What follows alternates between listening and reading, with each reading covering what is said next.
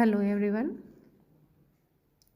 आज का हमारा जो टॉपिक है वो है social change, meaning and definition, सामाजिक परिवर्तन, उसका अर्थ एवं लक्षण की आज हम बात करेंगे। ये आपके जो बीए पार्ट फर्स्ट है उसके पेपर फर्स्ट का टॉपिक है,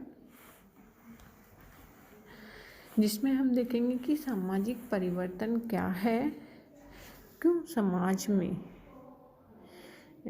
समाज शास्त्र जो हमारा विषय है उसमें एक केंद्रीय अवधारणा के रूप में हम इसका अध्ययन क्यों करते हैं, क्या आवश्यकता है। तो जैसा कि आप सभी जानते हैं कि समाज शास्त्र है वो समाज का अध्ययन करता है और समाज एक परिवर्तनशील इकाई है, समाज है जो सदैव परिवर्तित होता रहता है, स्थिरता उसमें नहीं है। तो उसमें परिवर्तन के क्या कारण हैं, क्यों हमें इस परिवर्तन को समझना चाहिए, उसके लिए हम ये टॉपिक आज अध्ययन करेंगे। सामाजिक परिवर्तन एक समाजशास्त्र की एक केंद्रीय अवधारणा है जिसके द्वारा समाज की गत्यात्मकता को समझने का हम प्रयास किया जाता है।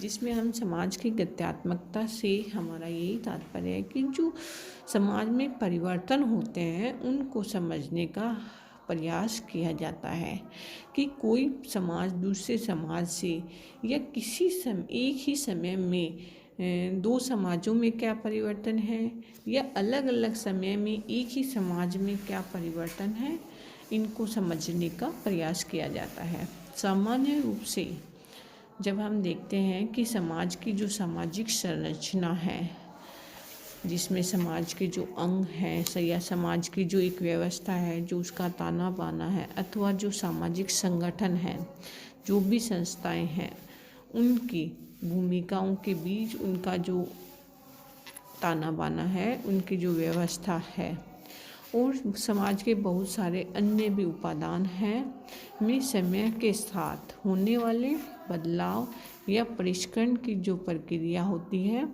उसको हम सामाजिक परिवर्तन कहते हैं। अर्थात सिंपल भाषा में यदि हम कहें तो सामाजिक परिवर्तन क्या होता है। सामाजिक परिवर्तन समाज में होने वाले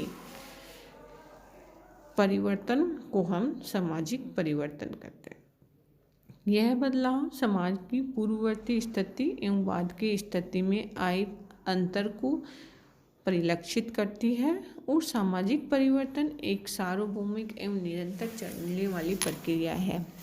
ये जो सोशल चेंज है उसकी एक सार्वभौमिक विशेषता है कि वह सदैव निरंतर चलने वाली प्रक्रिया है जो दुनिया के सभी समाजों में सदैव क्रियाशील रहती है, जिसके अंतर्गत हम समाज की जो संरचना के विभिन्न अंग हैं के प्रकार, उनके फंक्शंस को, उनके मध्य रिलेशन संबंधों को, इंस्टीट्यूशंस को, मूल्य जो व्यवस्था है आदि में होने वाले सभी प्रकार के परिवर्तनों को उसमें शामिल किया जाता है।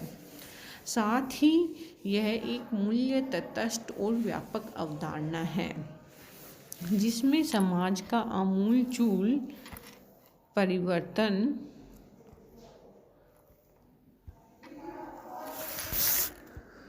और अति सामान्य परिवर्तन दोनों ही सम्मिलित होते हैं। अर्थात जो समाज की जो संरचना में परिवर्तन होता है या समाज में जो मुख्य परिवर्तन होते हैं और सामान्य परिवर्तन भी, छोटे छोटे परिवर्तनों को भी इसमें सम्मिलित किया जाता है। सामाजिक परिवर्तन की यह अवधारणा किसी समाज के व्यक्तियों से या किसी लघु समूह में हुए छुटपुट बदलावों की अपेक्षा वृहद सामाजिक प्रणाली या संपूर्ण संबंधों की व्यवस्था के स्तर पर होने वाले बदलावों को इंगित करती है। समाजशास्त्र में अवधारणात्मक स्तर पर सामाजिक परिवर्तन के विभिन्न स्वरूपों की पहचान की गई है, जैसे सामाजिक उद्विकास, सामाजिक प्रगति, सामाजिक विकास आदि। यद्यपि प्रारंभिक समाजशास्त्रियों द्वारा इन अवधारणाओं का प्रयोग एक ही अर्थ में किया गया है, लेकिन आधुनिक समाजशास्त्रियों द्वारा इनके बीच के अंतर को स्पष्ट कर दिया गया है और इनमें से कुछ को मूल्य के रूप में सामाजिक परिवर्तन और कुछ को तथ्य के रूप में सामाजिक परिवर्तन के रूप में दर्शाया गया है। जैसा कि हम सभी जानते हैं कि जो वर्तमान का दौर है वो काफ़ी तेज गति से बदल रहा है। समय में साथ इसमें जो परिवर्तन हुए हैं उनकी जो परिवर्तन की जो गति है वो काफ़ी तीव्र हो गई है, जिसे हम ग्लोबल एज के नाम से भी जानते हैं। ग्लोबलाइजेशन की जब हम बात करते हैं तो ग्लोबलाइजेशन क्या होता है, जिसमें परिवर्तन बड़ी तीव्र गति से हो रहे हैं। इस परिवर्तन की प्रकृति को समझने और इसके कारणों को जानकर परिवर्तन की जो संभावित दिशा का संकेत देने में सामाजिक परिवर्तन की जो अवधारणा है वो काफ़ी महत्वपूर्ण है और इसकी जो अवधारणा की जो महत्ता है, उपयोगिता है, वो और भी अधिक बढ़ गई है। अतः हम बात करेंगे कि समाजशास्त्र की जो केंद्रीय अवधारणा के रूप में जब हम सामाजिक परिवर्तन की जो बात करते हैं उसकी क्या क्या विशेषताएं हैं।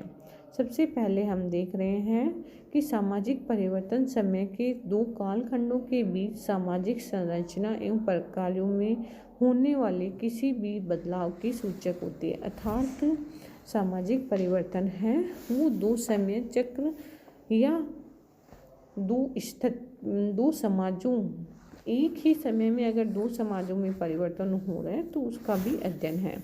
सामाजिक परिवर्तन एक सार्वभौमिक एवं निरंतर चलने वाली प्रक्रिया है। सामाजिक परिवर्तन एक व्यापक अवधारणा है जिसमें सामाजिक सांस्कृतिक संरचना में होने वाले सभी तरह के परिवर्तनों को शामिल किया जाता है। सामाजिक परिवर्तन एक मूल्य तटस्थ अवधारणा है जिसमें उद्विकास, विकास एवं प्रगति के रूप में होने वाले सभी तरह के परिवर्तनों को शामिल किया जाता है।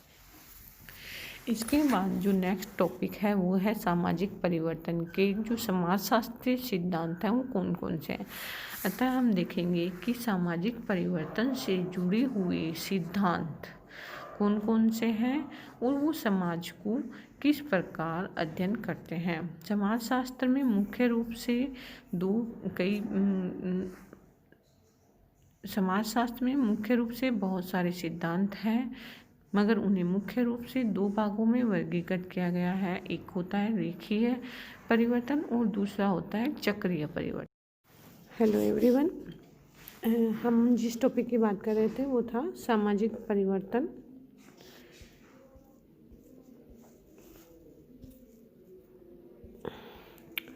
जिसके सामाजिक परिवर्तन के अर्थ एवं परिभाषा की हमने बात की थी, उसकी क्या विशेषताएं होती है वो हमने डिस्कस की थी।